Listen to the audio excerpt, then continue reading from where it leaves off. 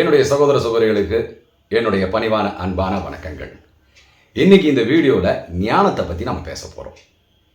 ஞானம் இந்த உலக விஷயமான ஞானம்னு நான் சொல்லிடுறேன். ஞானம்ன்றது இப்போ ஒரு கல்விக்கு கேள்விகளில் சிறந்தவங்க, இந்த துறையில் சிறந்தவங்க, இவங்களெல்லாம் இந்த துறையில் செம்ம ஞானம் பாவனுக்கு அப்படின்னு சொல்கிறத நம்ம கேள்விப்பட்டிருப்போம். ஆன்மீக ஞானத்தை அப்புறம் பார்ப்போம்.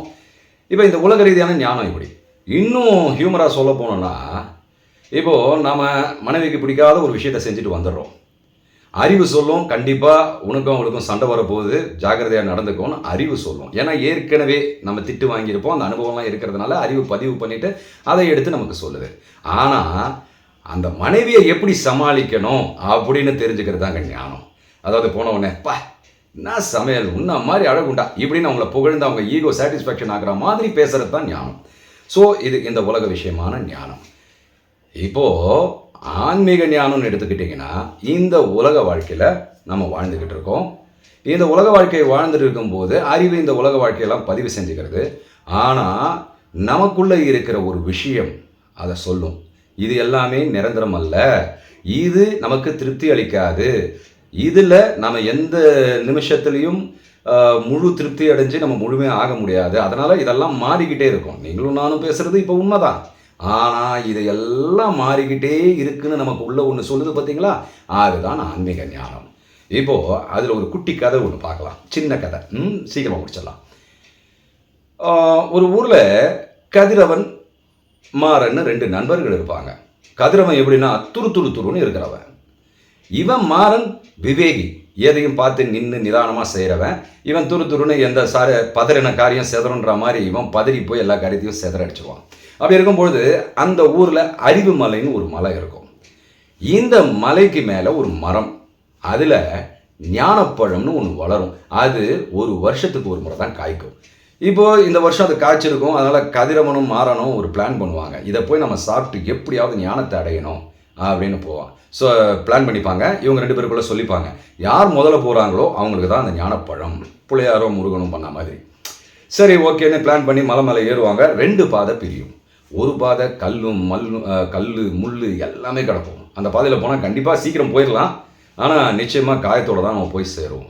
ஆனால் இவன் சொல்லுவான், கதிரவன், பரவாயில்ல நான் அதுலேயே போகிறேன், அப்போ தான் நான் சீக்கிரம் போக முடியும், நீயும் வரையா, என்ன பண்ண போகிற அப்படின்னு கேட்கும்போது, இல்லைப்பா நான் இந்த பாதையை தேர்ந்தெடுத்துக்கிறேன், பொறுமையாக வரலாம், ஒன்றும் பிரச்சனை இல்லை, நீ போ அப்படின்னு சொல்லும்போது கதிரவன் கடற்கடன்னு ஓடி போய் அடி கிடி உருண்டு முள்ளுகளெல்லாம் தைச்சிக்கும் போயிடுவான். மரத்துக்கிட்ட வந்தான் ஃபஸ்ட்டு போவான், மேலேயும் ஏறிடுவான்.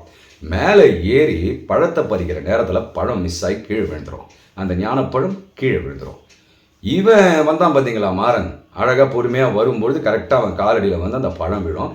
உடனே ஆஹா பழம் எனக்கு கிடச்சிச்சின்னு சாப்பிட போகும்போது கதிரவன் கிடுகிடுன்னு இறங்கி வந்து, டேய் எங்கேயாவது அறிவு இருக்காடா உனக்கு, நான் தான் எவ்வளோ ரத்தம் சொட்ட அதெல்லாம் கஷ்டப்பட்டு வந்து நான் தான் முதல்ல எடுத்தேன், ஆனால் மிஸ் ஆகி கீழே விழுந்துருச்சு, இப்போ நீ எடுத்து சாப்பிட்லாமான்ன உடனே இவன் சொல்லுவான், மாறன் சொல்லுவான், பரவாயில்லடா நீ பாவம் கஷ்டப்பட்டு வந்திருக்க, இந்த பழம் உனக்கு தானே சொல்லி பெரிய மனசு பண்ணி அவங்ககிட்ட பழத்தை கொடுத்துருவான்.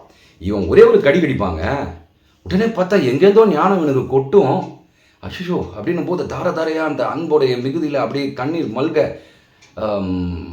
மாறா தப்பாக எடுத்துக்காத, உண்மையிலேயே இந்த பழத்தை நீ தான் சாப்பிடணும், நான் ஞானம் பெறதோட நீயும் ஞானம் பெறதான் நல்லாயிருக்கும் அப்படின்னு சொல்லி அந்த பழத்தை கொடுக்கும் பொழுது, அப்புறம் மாறன்கிட்ட அந்த கதிரவன் சொல்லுவான், ஆனால் எனக்கு ஒரே ஒரு சந்தேகம் மாறா, நான் இந்த பழத்தை சாப்பிட்ணுன்னு விழுந்தடிச்சிட்டு ஓடி வந்தேன், இந்த பழத்தை சாப்பிட்ட உடனே தான் எனக்கு ஞானம் கிடச்சிது, ஆனால் இந்த பழத்தை சாப்பிட்றதுக்கு முன்னாலேயே உனக்கு ஞானம் கிடச்சிருக்கு, ஏன் தெரியுமா, நான் இவ்வளோ கஷ்டப்பட்டு வந்திருக்கேன், இவ்வளோலாம் இது பண்ணியிருக்கேன்னு தெரிஞ்ச உடனே எனக்காக விட்டு கொடுக்க நினச்ச பார்த்தியா, இந்த கருணை உள்ளம் தான் என் ஞானம், உன்னுடைய அன்பு தான் என் ஞானம், இது உனக்கு இயற்கையிலேயே இருக்குது, இந்த பழத்தை சாப்பிட்ணுன்னு அவசியம் இல்லைன்னு சொல்லுவான். ஆமாங்க, இந்த கதை என்ன சொல்ல வருதுன்னா, நாம் ஞானத்தை அடையிறதுக்கு பாடுபட தேவையில்லை, மூச்சு பயிற்சி தேவையில்லை, உட்காந்து ரொம்ப நேரம் உட்காந்துருக்க தேவையில்லை, தியானத்தில் கோயிலாக ஓட தேவையில்லை. நம்ம மனசில் அடுத்தவர்களுக்கு நாம் தொல்லை கொடுக்காமல் அவர்களிடம் கருணையும் அன்பும் கொண்டவர்களாய் மாறினோம் என்றால் ஒரு காலகட்டத்தில் நமக்குள்ள ஒரு விஷயம் உதிக்கும். எனக்குள்ளே இருக்கிறது தான் அவனுக்குள்ளேயும் இருக்குது, அப்போ நானும் அவனும் வேற இல்லை, நாங்கள் ரெண்டு பேருமே ஒருத்தர் தான், இந்த பிரபஞ்சமும் நானும் ஒன்றே அப்படின்ற அந்த ஒன்னஸ், அந்த அறிவுத்தன்மை வரும். இந்த அறிவுத்தன்மை, அதாவது மன்னிக்கணும், ஞானத்தன்மை வரும். இந்த ஞானத்தன்மை வந்த பிறகு நாம் எந்த பிரம்ம பிரயத்தனமும் பண்ண தேவையில்லைங்க. நாம் ஞானி தான். அதற்கப்புறம் தன்னாலேயே எல்லாம் அமைந்திடும். இறைவனும் நானும் ஒன்றே என்ற மனப்பக்குவம்னு சொல்ல முடியாது. மனதை அழிதால் தான் இறைவனையே தேட முடியும், இறைவனையே அடைய முடியும். தன்னுணர்வுக்குள்ளே நம்ம ஒடுங்கி சீக்கிரமாக வாழ்க்கையில் முக்தி பெறுவோம். இந்த வீடியோ உங்களுக்கு பிடிச்சிருந்தா, இதில் சொல்லப்பட்ட கதைகள் உங்களுக்கு பிடிச்சிருந்தா, பிடிக்கலைன்னா கூட தயவு செய்து மெசேஜ் மன்னிக்கணும், கமெண்ட் பண்ண மறந்துடாதீங்க, லைக் பண்ணிவிடுங்க. அது எனக்கு ஒரு உத்வேகமாக இருக்கும் இன்னும் மேற்கொண்டு இது மாதிரி பேச. நன்றி, வணக்கம், ஜெய் ஹிந்த்.